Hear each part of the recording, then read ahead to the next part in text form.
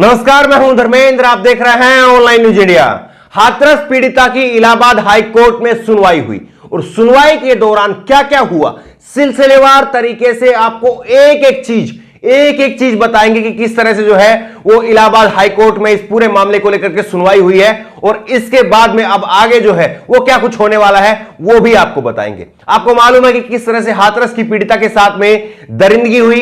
एक बार जो है दरिंदों ने उसके साथ में दरिंदगी की और दूसरी बार उसके साथ में दरिंदगी की सिस्टम ने, और इसी को लेकर के इलाहाबाद हाई कोर्ट ने स्वतः संज्ञान लिया था। अपने आप से इलाहाबाद हाई कोर्ट ने स्वतः संज्ञान लिया था और इलाहाबाद हाई कोर्ट की लखनऊ बेंच में इसकी सुनवाई थी।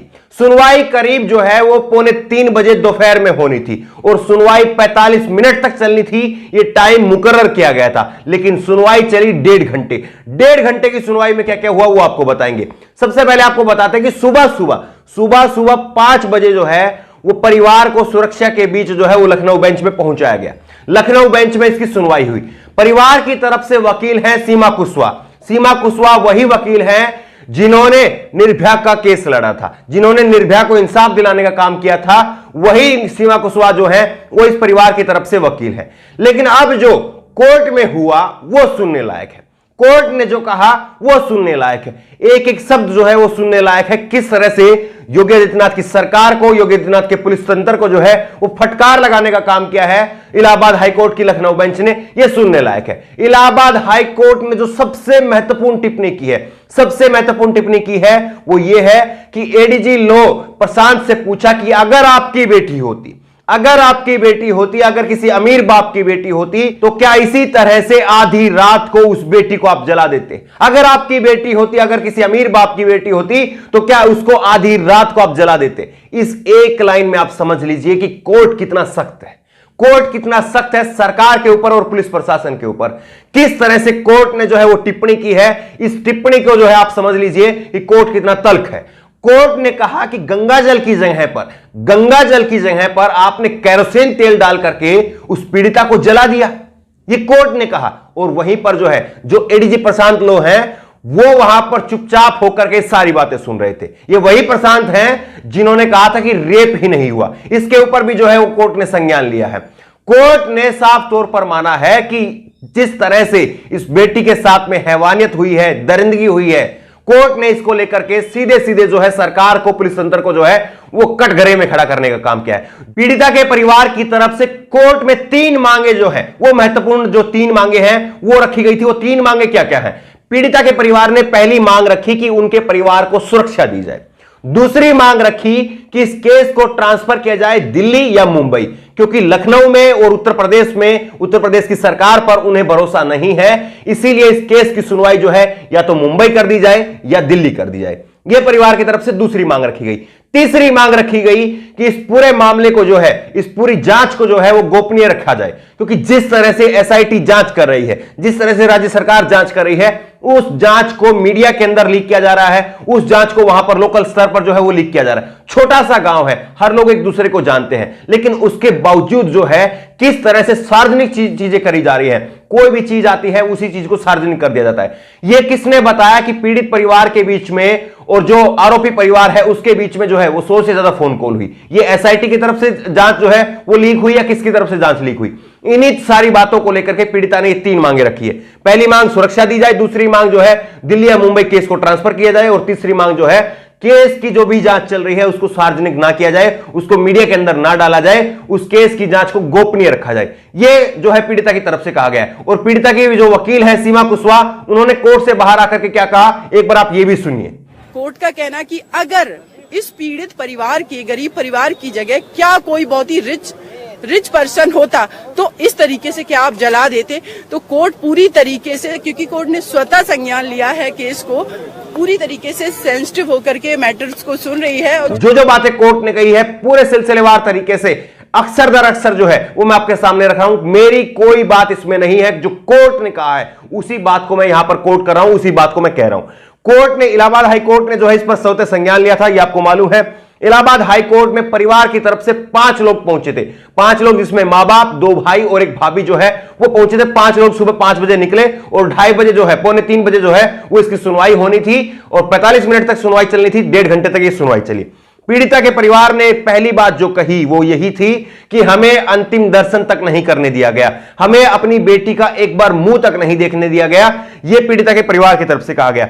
और डीएम हाथरस की जो आप देख रहे थे कि किस तरह से वो बदतमीजी से पेश आ रहे थे, उन्होंने इस बात को कोर्ट के अंदर माना कि हां, उनके आदेश से जो है वो आधी रात को इस बेटी का अंतिम संस्कार हुआ है। और कोर्ट में जो है वो डीएम की तरफ से, पुलिस प्रशासन की तरफ से कहा गया कि हमने आधी रात को अंतिम संस्कार इसलिए करवाया ताकि वहां पर कानून व्यवस्था जो है वो बिगड़े नहीं।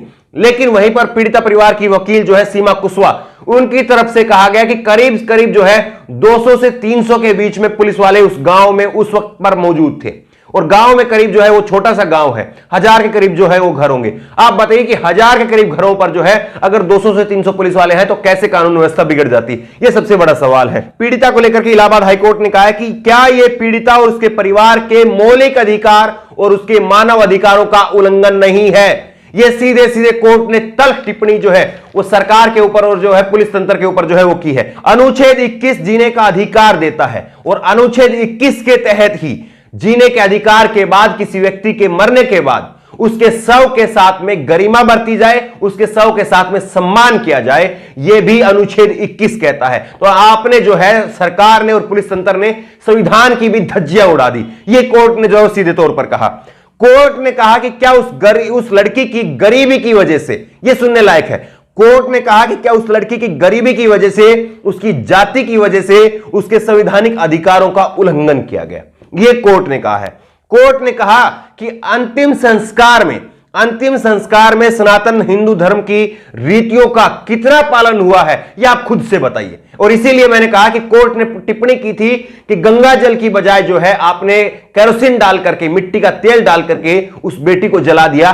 क्या यह हिंदू धर्म की, सनातन धर्म के तहत जो है वो अंतिम संस्कार की प्रक्रिया में आता है? ये कोर्ट ने कहा। और इन्हीं पर जो है अब 2 नवंबर को अगली सुनवाई होनी है। 2 नवंबर को अगली सुनवाई होनी है और इस सुनवाई में जो है वो सरकार की तरफ से, पुलिस की तरफ से उसको अपना जवाब पेश करना होगा। पीड़िता ने तमाम बातें कही, कोर्ट ने तमाम बातें कही और अब जो है 2 नवंबर को अपना पक्ष रखना है सरकार को और पुलिस को। और इससे पहले आपको बता दें कि 15 अक्टूबर को जो है इसी को लेकर के सुप्रीम कोर्ट में भी 15 अक्टूबर को सुनवाई है। और इसी को जुड़ी हुई एक खबर और है, महत्वपूर्ण खबर है। इसमें खबर यह है कि सीबीआई ने जो है इस केस को जो है वो सीबीआई ने इस केस में अपने अंडर में ले लिया है और सीबीआई ने इस केस में हत्याओं और गैंगरेप को लेकर के धाराएं दर्ज कर ली है और केस की सुनवाई जो है, केस की जो जांच पड़ताल है वो केस सीबीआई ने शुरू कर दी है। ये तमाम बातें हैं, लेकिन कुछ एक सवाल है जो हम अपनी तरफ से उठाना चाहेंगे। कुछ एक सवाल यह है कि जो पूरी जांच चल रही है और जो कोर्ट का रुख रहा, कोर्ट के रुख में भी सरकार को जो है कोर्ट ने घेरा जरूर है, लेकिन सीधे सीधे उस बात की जांच पड़ताल क्यों नहीं की जा रही जिस बात में डीएम हाथरस ने ऊपर के आदेश का जिक्र किया था? कौन है ऊपर वाला? कौन है? क्या वो मुख्यमंत्री से आदेश आए थे? कहां से आदेश आए थे? क्या वो गृह मंत्रालय से आदेश आए थे? कहां से आदेश आए थे जिनको लेकर के डीएम हाथरस ने इतनी हिमाकत की? उसने इतनी हिमाकत की डीएम ने कि उसने उस पीड़िता के परिवार को जाकर के धमकाते हुए कहा कि आप जो है ये मीडिया तो 4 दिनों में चली जाएगी, आप लोग समझौता कर लीजिए। और अगर आपकी बेटी कोरोना से मर जाती तो क्या आपको मुआवजा मिलता? आप तो मुआवजा हम आपको दे रहे हैं। ये तमाम बातें जो हैं, ये तमाम संवेदनहीन बातें जो हैं वो डीएम हाथरस ने कही थी। किसके इशारे पर कही थी? क्या सरकार का इसमें कोई हाथ नहीं है? सरकार को जो है इसको लेकर के कटघरे में नहीं खड़ा करना चाहिए? यह सवाल जो है वो महत्वपूर्ण सवाल है और ये सवाल पूछे जाने चाहिए। और सबसे महत्वपूर्ण यह है कि योगी आदित्यनाथ की सरकार की तरफ से जिस अंतरराष्ट्रीय साजिश की बात की जा रही थी, जिस अंतरराष्ट्रीय साजिश का हवाला दिया जा रहा था कि हाथरस के बहाने जो है एक अंतरराष्ट्रीय साजिश हुई है जिसमें 100 करोड़ रुपए की फंडिंग हुई है, हाथरस के बहाने जो है जाति दंगे भड़काने की कोशिश की जा रही है, ये तमाम बातें सरकार ने, पुलिस तंत्र ने कोर्ट के अंदर रखी ही नहीं। आप बताइए कि जिन बातों को लेकर के कितनी हवाई बातें जो है वो बनाई जा रही थी कि 100 करोड़ रुपए की फंडिंग हुई है, अंतरराष्ट्रीय जो है साजिश है, ये बातें तो रखी ही नहीं, क्योंकि इन बातों की बुनियाद नहीं थी। तो फिर ये बातें कही क्यों गई? मुख्यमंत्री स्तर पर जो है ये बातें क्यों कही गई? जाहिर तौर पर ऐसी बातें कही जाती है व्हाट्सएप यूनिवर्सिटी के लिए, अंधभक्तों के लिए और व्हाट्सएप यूनिवर्सिटी के लिए जो है वो इस तरह की बातें कही जाती है ताकि मुख्यमंत्री की एक क्लिप जो है वो 30 सेकंड की, 40 सेकंड की, 1 मिनट की जो है वो वीडियो बनाई जाए और उस वीडियो को जो है वो व्हाट्सएप ग्रुप में जो है वो भेजा जाए और व्हाट्सएप ग्रुप में जो अंधभक्त हैं, जिनको लोग अब घेर रहे हैं, जिनसे लोग अब सवाल पूछ रहे हैं, जिनको लोग जो है चौक चौराहे पर, बस में, ऑटो में, जहां पर भी वो जा रहे हैं, तो लोग उनसे पूछ रहे हैं, क्यों भाई अंधभक्त, आप बताओ कि हाथरस के मामले में आपकी सरकार ने क्या किया। तब अंधभक्त जो है उनको दिखा सके कि देखिए योगी आदित्यनाथ बता रहे हैं कि यह तो अंतरराष्ट्रीय साजिश है। ये तमाम बातें शायद इसीलिए कही जाती हैं, लेकिन साफ तौर पर जिस तरह से इलाहाबाद हाई कोर्ट की बेंच जो है इस पर सुनवाई कर रही है, लखनऊ बेंच जो इस पर सुनवाई कर रही है, और जिस तल्ख अंदाज में जो है कोर्ट ने टिप्पणियां की है, ऐसे में मुमकिन नहीं है कि सरकार, योगी आदित्यनाथ की और पुलिस प्रशासन जो है वो बच करके निकल जाए। सरकार को जवाब देना होगा कि किस तरह से उन्होंने पीड़िता की जाति देख करके, उसकी गरीबी देख करके उसके साथ में दमन पूर्वक जो है वो अत्याचार किया है। इसको लेकर के सरकार को जवाब देना होगा। क्या आपको नहीं लगता कि जिस तरह से इलाहाबाद हाई कोर्ट ने संज्ञान लिया है, उसी तरह से 15 अक्टूबर को जो सुनवाई होनी है सुप्रीम कोर्ट में, सुप्रीम कोर्ट को भी इसी तरह से कड़ा रुख जो है वो अपनाना चाहिए सरकार के प्रति और पुलिस प्रशासन के प्रति। तभी जो है ये काबू में आ पाएंगे। वरना आप सोचिए कि उस बच्ची के साथ में कितनी दरिंदगी और हैवानियत जो है वो दरिंदों ने की और उसके बाद में ये पुलिस प्रशासन और सरकार ने की। इस खबर को लेकर के, इस वीडियो को लेकर के आपकी जो भी राय हो, अपनी राय नीचे कमेंट बॉक्स में जरूर दें। और इसी तरह की तमाम खबरों के लिए ऑनलाइन न्यूज इंडिया को सब्सक्राइब करें। साथ में जो बेल आइकन बनी हुई, जो घंटी बनी हुई है, उसको जरूर दबाएं ताकि जैसे कोई वीडियो हम अपलोड करें उसकी नोटिफिकेशन आपको तुरंत मिल सके। धन्यवाद। खबर को अभी लाइक करें, शेयर करें और ऑनलाइन न्यूज इंडिया की सभी खबरें अपने मोबाइल फोन पर सबसे पहले देखने के लिए अभी चैनल को सब्सक्राइब करें और घंटी जरूर दबाएं।